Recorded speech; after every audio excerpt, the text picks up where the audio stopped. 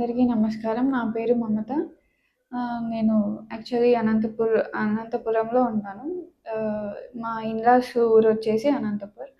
నేను 9 మంత్స్ వరకు అక్కడే చూయించుకున్నాను. నైన్త్ మంత్‌కి ఇక్కడ అమ్మ వాళ్ళ ఇంటికొచ్చాను. సో, కర్నూల్ మెడికవర్ హాస్పిటల్ బావుంటుంది అని వచ్చాను.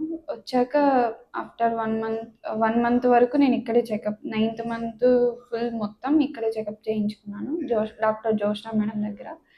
మేడం చాలా బాగా రిసీవింగ్ కానీ, చెకప్ చేయించుకోవడం కానీ, డీటెయిలింగ్‌గా చెప్పడం కానీ, చాలా వరకు చాలా మంచిగా ఎక్స్‌ప్లెయిన్ చేసేవారు. ఏమన్నా ఇష్యూస్ ఉన్నా కూడా వెంటనే ఇది అని చెప్పేవారు. హెల్త్ ఇష్యూస్ ఏమన్నా అంతా ఓకే ఉంది, నార్మల్‌గా ఉంది అని చెప్పేవాళ్ళు.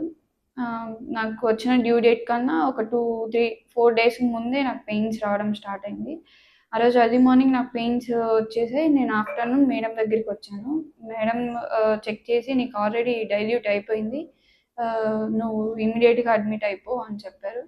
నేను ఆఫ్టర్‌నూన్ అలా అడ్మిట్ అయిపోయాను. అడ్మిట్ అయిన ఒక 3:30కి అడ్మిట్ అవుతే త్రూఅవుట్ 7కి నేను డెలివరీ అయిపోయా.